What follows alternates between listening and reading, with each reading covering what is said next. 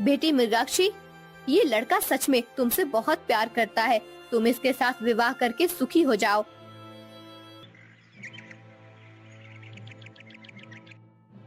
निकल जा इस घर से। आज के बाद इस घर में तेरे लिए कोई जगह नहीं है।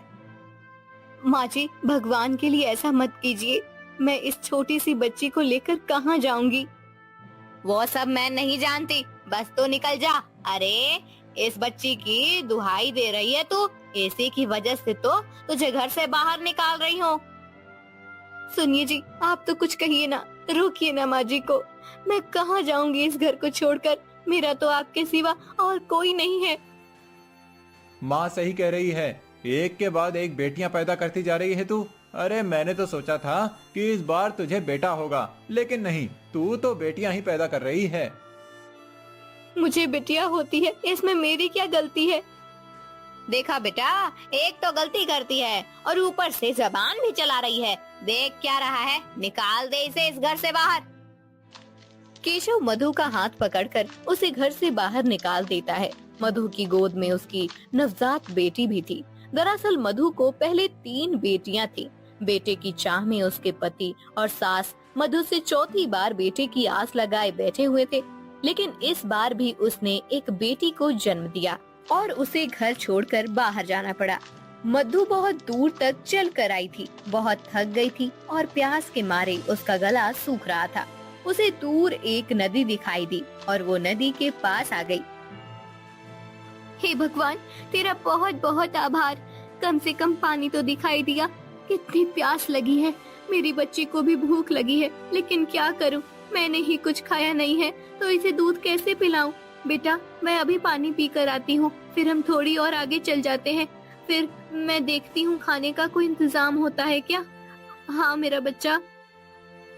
ऐसा कहकर मधु बच्ची को नदी के किनारे पर रखकर खुद पानी पीने के लिए नदी के पानी में उतर जाती है, लेकिन थकान की वजह से वो फिसल जाती है और पानी की तेज बहाव में बह जाती है।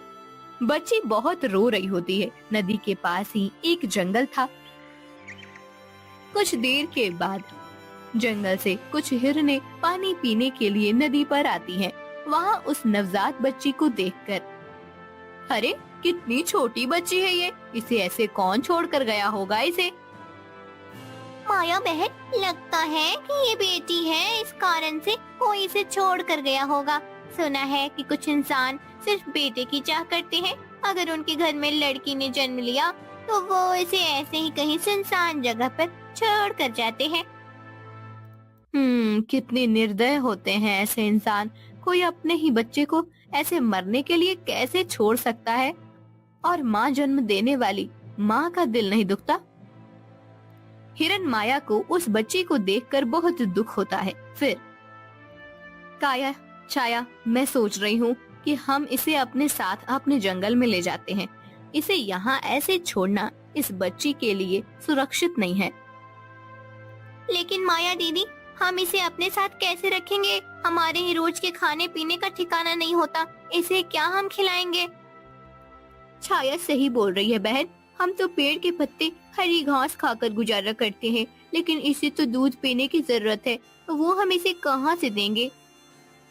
वो सब बाद में देखेंगे। सबसे पहले इसे यहाँ से ले जाना ज्यादा जरूरी है।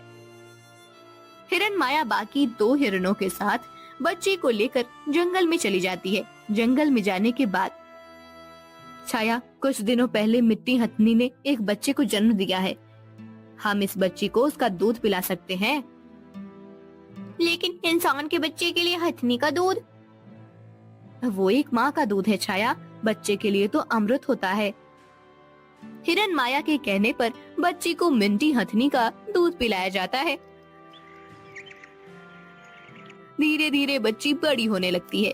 मिंटी हथनी और उसका बाकी हाथी परिवार भी अब बच्ची को अपना मानने लगा था। एक दिन हमें अब इस बच्ची का कुछ नाम रखना चाहिए। हाँ, कब तक हम इसे बच्ची बच्ची कहें? इसकी आंखें बिल्कुल हमारे जैसी हैं। मुझे लगता है कि हम इसका नाम मुर्गाक्षी रखें। हाँ, बहुत अच्छा नाम है। उस दिन के बाद सब बच्ची को मुर्गाक्षी कहकर बुलाने लगते हैं। एक दिन जंगल का राजा शेर हिरन की गुफा के पास आता है। उसे इंसान की गंध आती है। फिर यहीं से आ रही है सुगंध। हाँ, यहाँ एक बच्ची है, इसे खाकर मजा आ जाएगा। शेर मृगाक्षी की तरफ बढ़ने लगता है। तब सभी हिरनें उसके सामने आती हैं। वनराज, इस बच्ची को छोड़ दीजिए। इसे खाने का विचार अपने मन से निकाल दीजिए। तुम कौन होती हो मुझे ये बताने वाली? वनराज, ये मेरी बेटी जैसी है। मैंने इसे पाला है। ये बहुत छोटी है। चाहो तो आप मुझे खा लो, लेकिन इस बच्ची को नहीं। नहीं, तुम सब जानवरों का मांस बहुत खा चुका हूँ। इस इंसान की गंध मुझे इसे खाने पर विवश कर रही है। लेकिन हाँ, तुम्हारी बात भी सही है, ये अभी बहुत छोटी है। शेर वापस चला जाता है। हिरन को लगता है कि उसके कहने पर शेर ने अपना दयालुपन दिखाया है। 5 साल बीत जाते हैं। सभी हिरनें खाने की तलाश में कहीं गई हुई थी। मृगाक्षी अकेली गुफा में बैठी थी। तभी शेर वहां आया और अकेली है ये बच्ची आज। बेटी, आओ मेरे साथ आओ। आप कौन है? मैं तुम्हारा मामा हूँ, शेर मामा। तुम्हें पता है, मैं इस पूरे जंगल का राजा हूँ। चलो मेरे साथ मेरी गुफा में। मेरे पास खाने की बहुत चीजें हैं और बहुत खिलौने भी हैं। तुम्हें खेलना है? हाँ मामा जी, मुझे खेलना है। तो चलो, जब माया वापस आएगी तब मैं तुम्हें वापस छोड़ दूंगा। शेर की बात सुनकर मृगाक्षी उसके साथ चली जाती है। कुछ देर के बाद जब हिरन वापस आती है तब उसे मृगाक्षी कहीं नहीं दिखती। सभी हिरनें मृगाक्षी को जंगल में ढूंढते हुए शेर की गुफा के पास आकर पहुंचती हैं। वो देखती हैं कि शेर मृगाक्षी के साथ खेल रहा था। उसके चेहरे के भाव देखकर माया समझ गई कि शेर इसे बहाने से लेकर आया है और इसे खाने वाला है। मृगाक्षी, चलो, मैं आ गई हूँ। माँ, मामा जी के साथ खेलने में मजा आ रहा है, खेलने दो ना। हाँ माया, तुम जाओ, हमें खेलने दो। बहुत मजा आ रहा है, थोड़ी देर और। मैं समझ गई हूँ वनराज, आप इसे क्यों यहाँ लेकर आए हैं। मुझे तो लगा था कि उस दिन आप मेरी बात मानकर वापस चले गए थे, लेकिन आपका इरादा तो कुछ और ही था। बिल्कुल सही समझ रही हो माया। उस दिन तुमने कहा था कि अभी ये बच्ची छोटी है। मैंने सोचा इतनी छोटी बच्ची को खाकर वैसे भी मेरी भूख नहीं मिटेगी, इसीलिए मैं इंतजार कर रहा था कि ये बड़ी हो जाए। वनराज, छोड़ दो उसे। शेर माया की बात नहीं मान रहा था। तभी हिरन माया ने हिरन छाया और काया को इशारा किया। वो दोनों मिंटी और बाकी हाथियों के पास मदद मांगने गई। मिंटी और बाकी हाथी भागकर शेर की गुफा के पास जाने लगे। उनके भागने से जमीन हिलने लगी और शेर हड़बड़ा गया। इसी मौके का फायदा उठाकर माया मृगाक्षी को लेकर गुफा से बाहर आई। शेर की गुफा जोर जोर से हिल रही थी और उसके पत्थर गिरने लगे थे। उनके पत्थर के नीचे दबकर शेर की मौत हो जाती है। आखिरकार इस दुष्ट वनराज का अंत हो ही गया। कुछ साल बीत जाते हैं। मृगाक्षी अब जवान हो गई थी। वो बहुत सुंदर लगने लगी थी।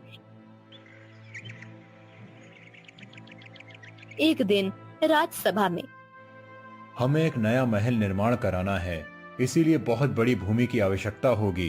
प्रधान जी, हमारी राज्य भूमि कहाँ उपलब्ध हो सकती है?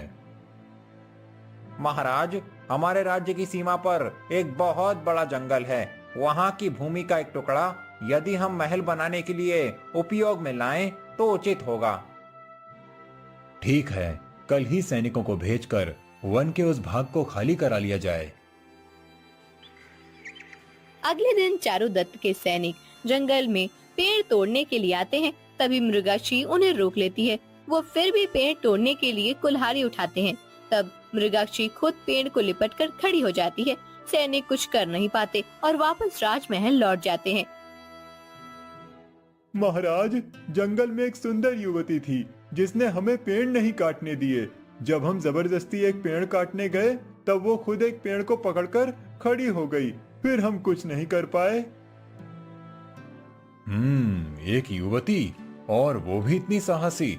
सेनापति ध्रुव, आप जाकर इस विषय में ज्यादा जानकारी प्राप्त कीजिए कि वो युवती कौन है और क्या चाहती है। सेनापति ध्रुव महाराज का आदेश लेकर जंगल की ओर रवाना हो जाते हैं, लेकिन वो सेनापति का नहीं बल्कि एक सामान्य मनुष्य का भेष धारण करके जाते हैं। वो देखते हैं कि मृगाक्षी पेड़ पर बैठी हुई थी और वो बहुत मायूस थी। उसकी सुंदरता देखकर ध्रुव मोहित हो जाते हैं। मृगाक्षी के आसपास बाकी जानवर भी होते हैं। फिर, तुम कौन हो कन्या, और इतने सारे प्राणियों के बीच तुम्हें भय नहीं लगता? मैं मृगाक्षी हूँ और ये सभी मेरे परिवारजन है। ये जंगल ही मेरा घर है, मुझे किससे भय? क्या ये जंगल तुम्हारा घर है? हाँ, लेकिन आप कौन हैं और मुझसे ये सब क्यों पूछ रहे हैं? मैं तो एक यात्री हूँ, आगे के राज्य में जा रहा हूँ। विश्राम करने के लिए रुक गया था। तुम्हें इन सभी जानवरों के बीच देखा तो मुझे लगा कदाचित तुम्हें सहायता की आवश्यकता होगी, इसीलिए चला आया। यहाँ मुझे किसी की सहायता की जरूरत नहीं है। मैंने अभी किसी राजा के कुछ सिपाहियों को वापस भेजा है। वो यहाँ हमारे ये पेड़ काटने आए थे। हाँ, मैंने भी सुना है महाराज चारुदत्त को एक नया राजभवन बनाना है। हाँ, तो वो बनाए राजभवन, लेकिन यहाँ क्यों? ये जंगल तोड़कर क्यों बनाना है उन्हें राजभवन? कहीं और भी तो बना सकते हैं। उन्हें पता नहीं है कि एक पेड़ को काटना 100 हत्याओं के बराबर होता है। वो क्यों इतना बड़ा पाप अपने सर पर ले रहे हैं? वाह, ये सारी शास्त्र की बातें तुमने कहाँ पढ़ी हैं? मैंने पढ़ी नहीं है, लेकिन यहाँ कई साधु और योगी आकर ध्यान करते हैं, प्राणायाम करते हैं। उनसे ही मैंने ये सुना है। मुझे तो लगता है कि किसी को महाराज को ये बात जाकर बताने की जरूरत है। ध्रुव पहले ही मृगाक्षी के सौंदर्य पर मोहित हो गया था। अब उसकी बातें सुनकर उसे मृगाक्षी से और भी प्रेम हो जाता है। वो चारुदत्त के पास आकर उन्हें समझाता है कि जंगल काटना उचित नहीं है। चारुदत्त को भी ध्रुव की बात उचित लगती है। ध्रुव अब रोज मृगाक्षी से मिलने आता है। दिन बीतते हैं और मृगाक्षी को भी ध्रुव से प्यार हो जाता है। एक दिन एक बहुत बड़ा अजगर हिरण माया को पकड़ लेता है और उसे निगलने लगता है। ये देखकर मृगाक्षी उस अजगर पर पत्थर मारने लगती है, लेकिन अजगर टस से मस नहीं होता। मृगाक्षी को लगता है कि अब उसकी माया नहीं बचेगी। तभी ध्रुव वहाँ आकर अपने धनुष से बाण छोड़ता है और उस अजगर को मार डालता है।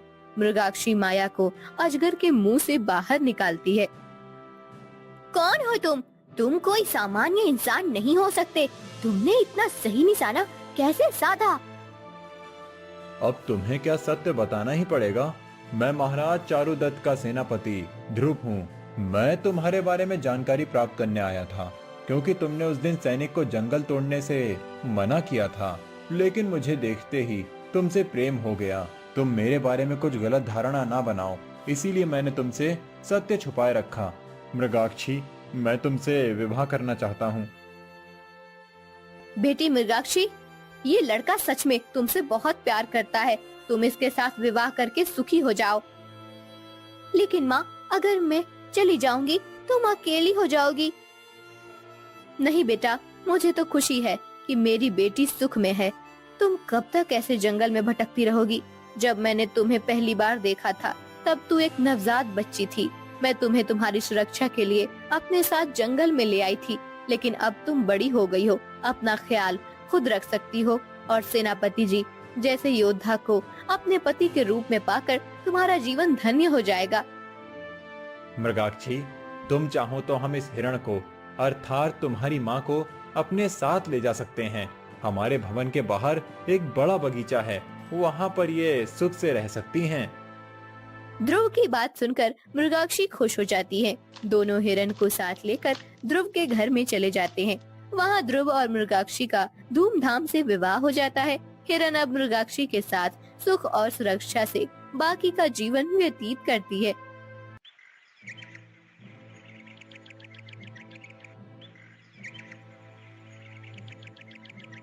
स्वर्ग लोक में गंधर्व कन्या लावण्या कमल उद्यान में घूम रही थी। लावण्या इतनी सुंदर थी कि किसी अप्सरा को भी उसे देखकर ईर्ष्या हो। एक बार जो लावण्या को देख लेता था वो उसे बार बार देखने की कामना करता था। जब वो कमल के फूल पानी से निकाल रही थी तभी वहाँ से एक युवान ऋषि आते हैं। वो कमल के कुछ पुष्प तोड़कर चले जाते हैं। उन्हें पता भी नहीं चलता कि उनके पास इतनी सौंदर्यवती खड़ी है। उनका ये व्यवहार देखकर लावण्या क्रोधित हो जाती है। महर्षि, लावण्या उन्हें पुकारती है। महर्षि रुक जाते हैं और जी देवी।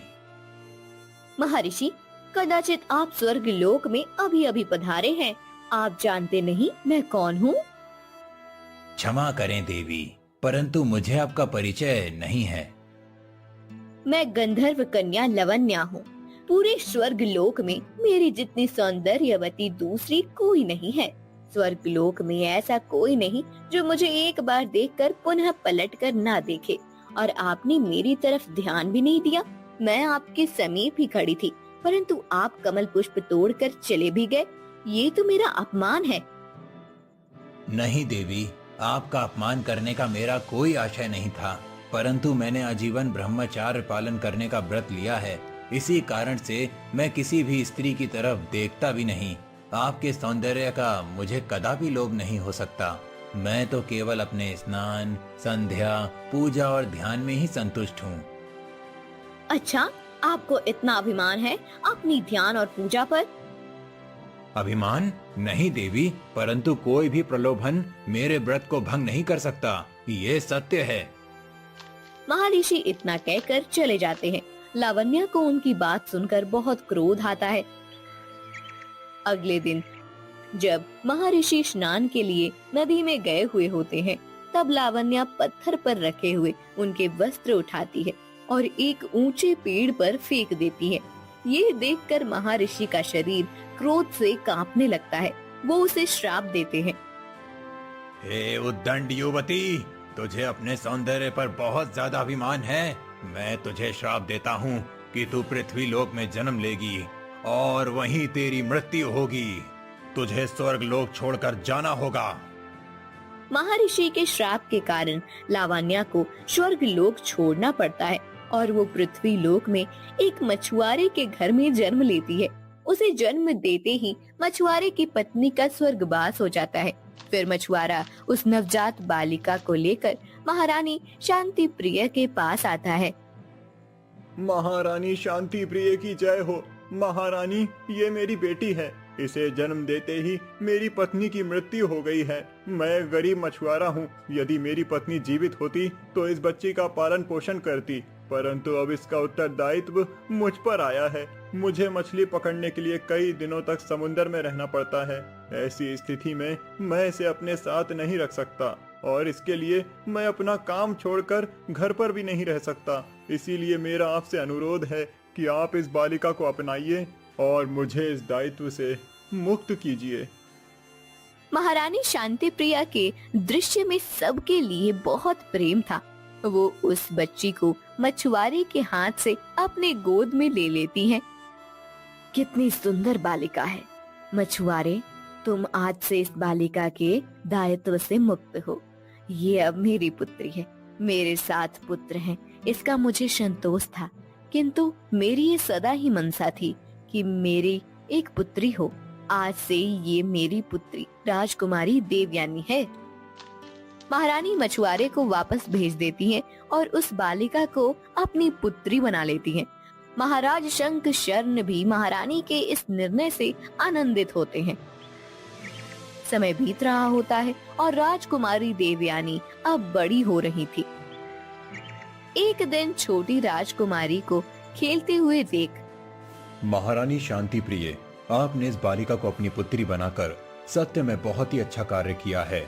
हमारे राज्य भवन में हमारे राजकुमारों की रौनक तो थी, परंतु इस बालिका के आने के बाद तो जैसे राजभवन में जीवन आ गया हो।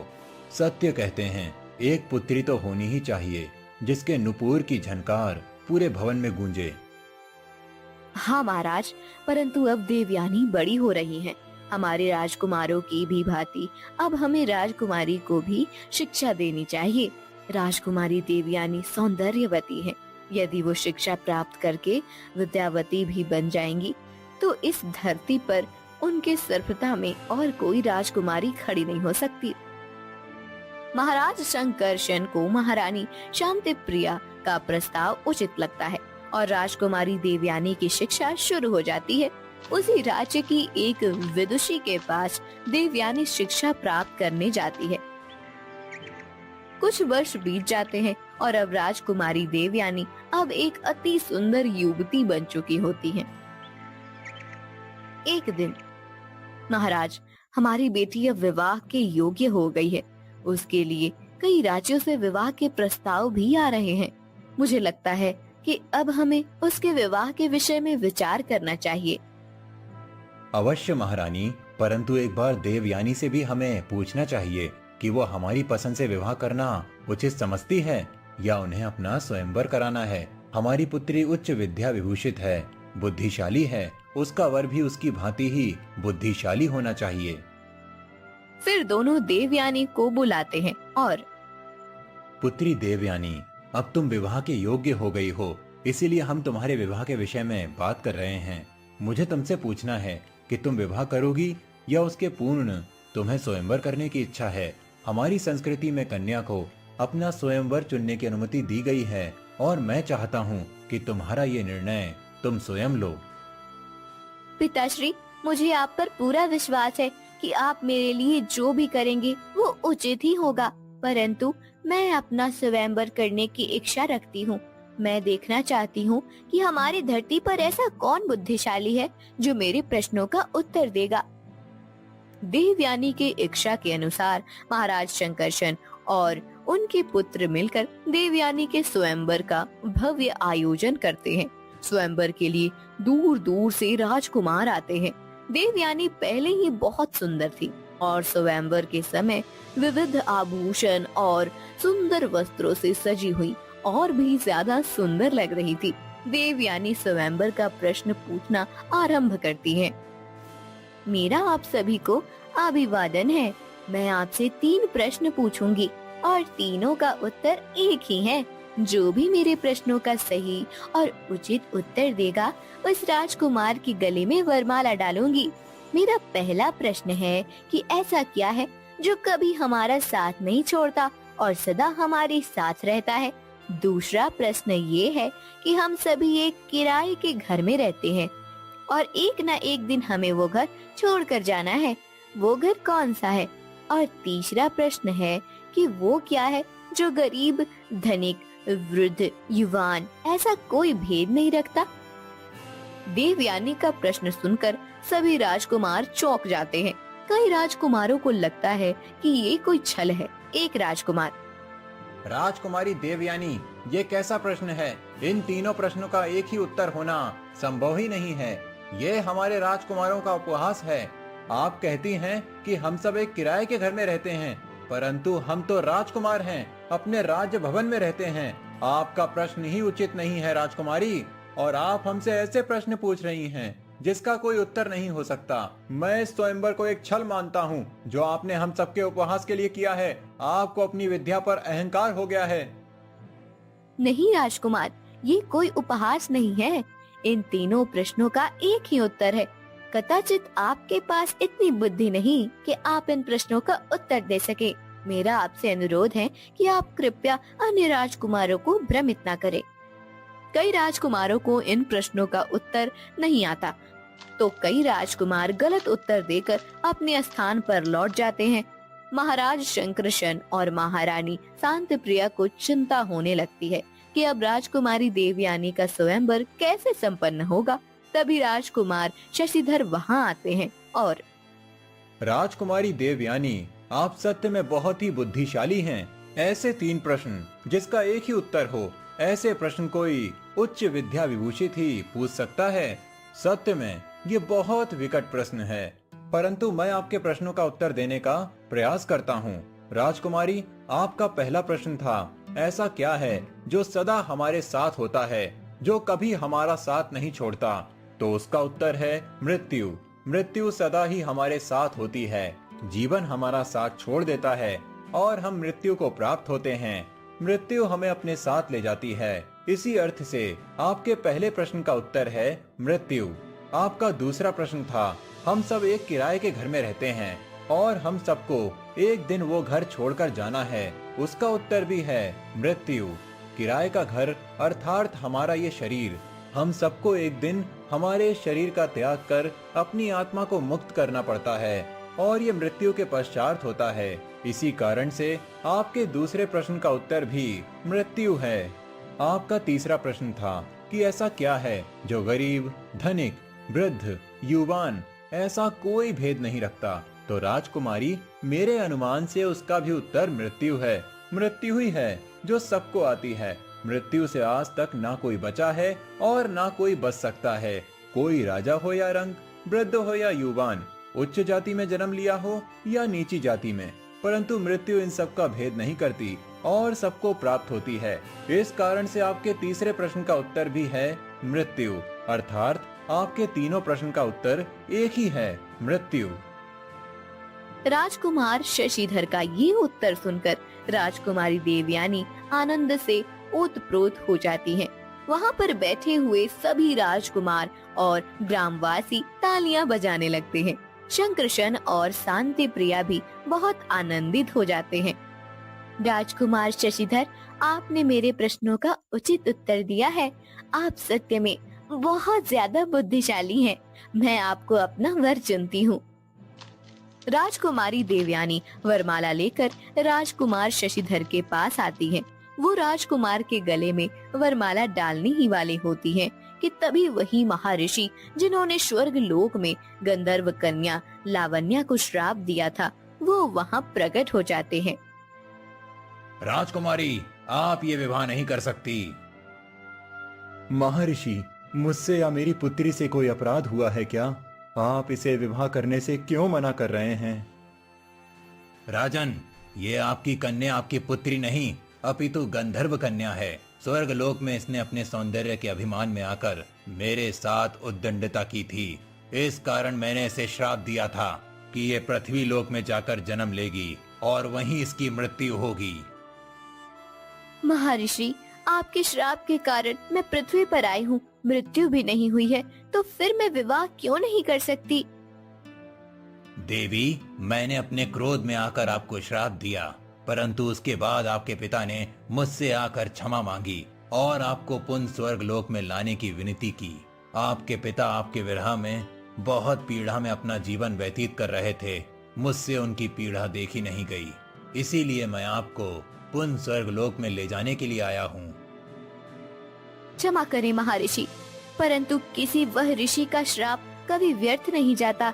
आपका श्राप तो अभी अपूर्ण है। मैंने पृथ्वी पर जन्म तो ले लिया, परंतु मेरी मृत्यु होने तक मुझे यहीं रहना होगा और कोई भी मनुष्य देह धारण करके स्वर्ग लोक में नहीं जा सकता।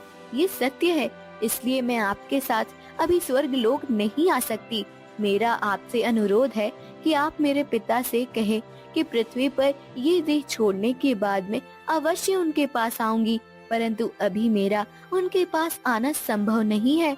महर्षि, आपने क्रोध में आकर मुझे श्राप दे दिया, परंतु वो श्राप मेरे लिए वरदान बन चुका है। मेरा बाल्यकाल उत्तम तरह से व्यतीत हुआ है और अब एक बुद्धिशाली